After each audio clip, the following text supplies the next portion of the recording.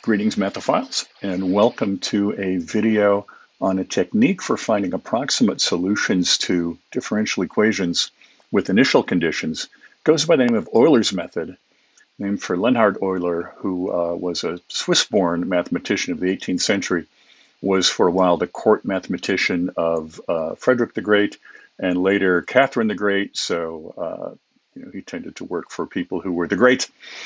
And he is generally credited for having created more math than any other single individual. Much of it later in life while he was completely blind. He dictated a lot of it later in his life. So a pretty amazing character. The namesake of Euler's number, E, quite a guy. You should pull him up and check him out. Anyhow, the way this works is we are presented with a differential equation with initial condition, and we're perhaps asked to find some value of the function that is the solution to the initial value problem. And so, if you're lucky, it's a differential equation that you know how to solve. You just solve it analytically, and you plug in your initial condition, get your constant, and then you can do all your stuff. But there are many differential equations that are difficult to solve or that you may encounter before having had an opportunity to learn how to solve them. And so Euler's method is one approach that one can conceivably take. So we're going to switch to Desmos and take a bit of a look at the visualization of this process, and then we'll get down into the nitty-gritty of how you actually make the calculations.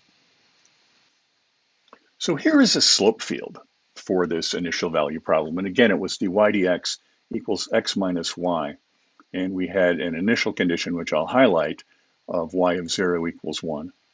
And so a thing we could do just visually is to try to sketch in a curve through the point represented by the initial condition that conforms to what the pieces of the slope field are doing, and just kind of follow it over. So if I follow this curve over to x equals 1, I find that I'm in the neighborhood of about 0.75. It's a little bit closer to the 0.8 than the 0.6 along the vertical axis there. But of course, this is a rough approximation.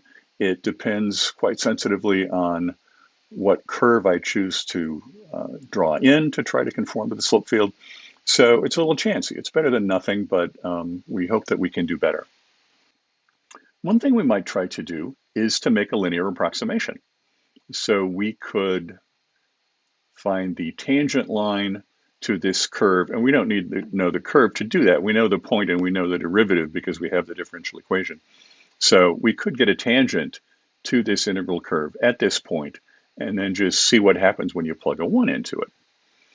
The answer to that question is that you don't do very well. We're just too far away from the point of tangency in terms of the x value that we're interested in. And so we have a tremendous divergence between what the integral curve must be doing and what our tangent line is doing. But what if we took it in smaller bites? What if we took the tangent line and only followed it a short way? And the way I have this set up is we follow it 2/10.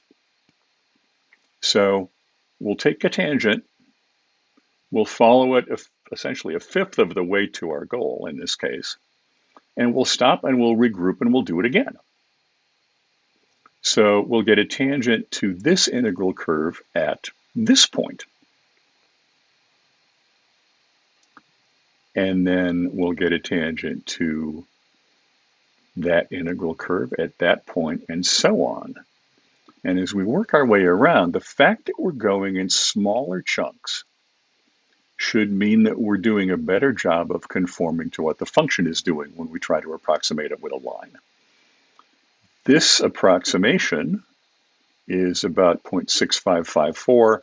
The actual value, which I know because I have skills, is about 1.07 something. And so it's not terrible, right? How could you make it better?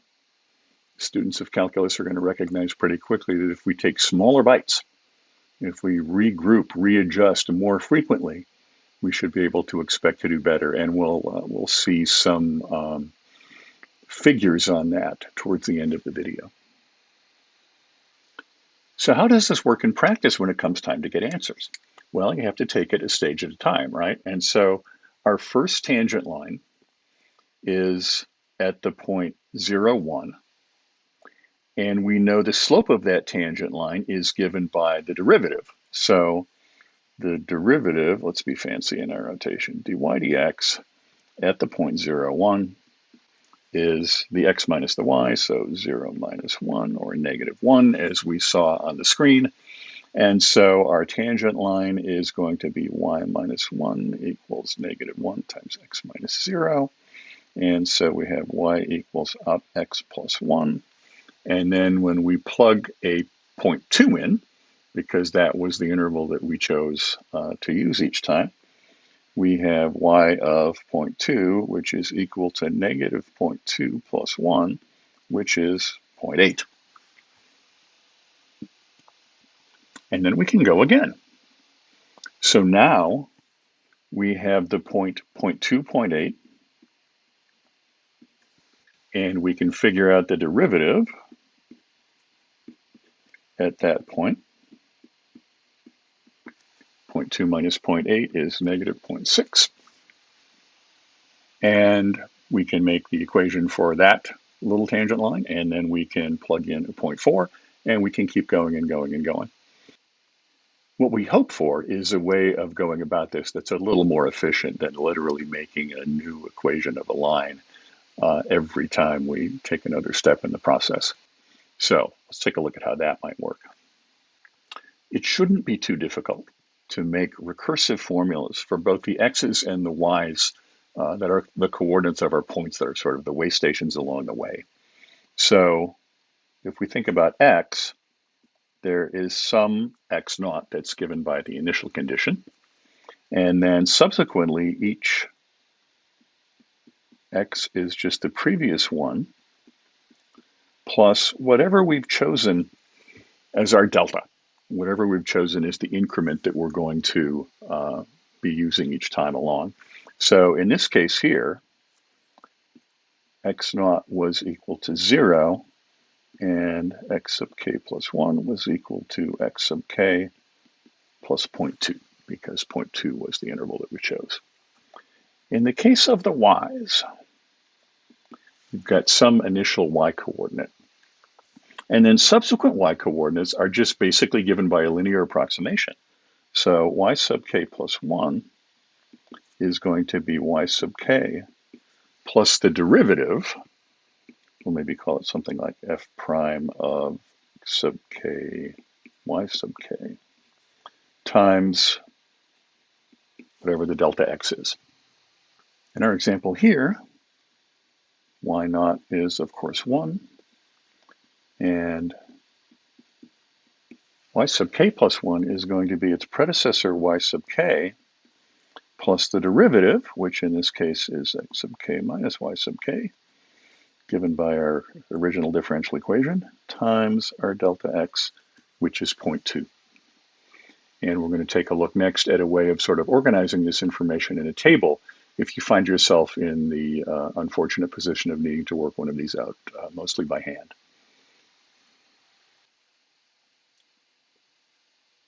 So here is a table that we're going to use to try to keep this information organized and try to see how we can work out these approximate solutions by hand should the need arise.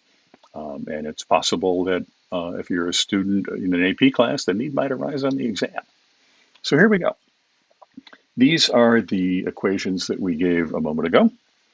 And we're going through 5 iterations. And so k goes from 0 to 5, basically. And x sub k is 0, y sub k is 1, because that's our initial condition. Here is our derivative. And so here we go. Slope of our first little tangent line is the x minus the y, so negative 1.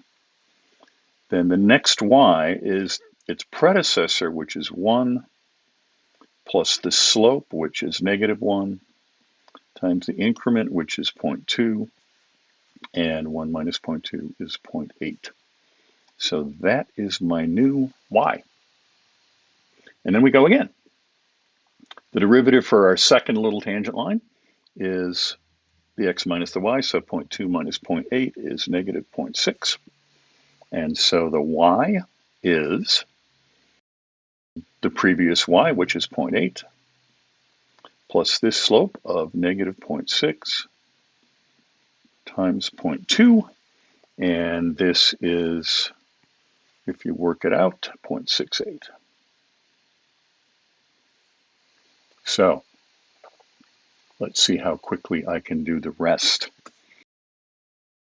We have here then the 0.68. 4 minus 0.68 is negative 0.28. If I do all the work here, I'll just cheat and tell you that this is about 0.624. And we keep going, and we get there the 0.624. And next is about 0.619, and next is about 0.655. And that, if you'll remember, was the approximation that we saw on the Desmos screen. So I won't bore you with all the details. Once we establish the pattern, it's pretty easy to see how you need to do this. Now, you're going to do better if you have a greater number of increments that are smaller. So we had a delta x of 0.2. We got an estimate of about 0.655, and that has an error of about 11%.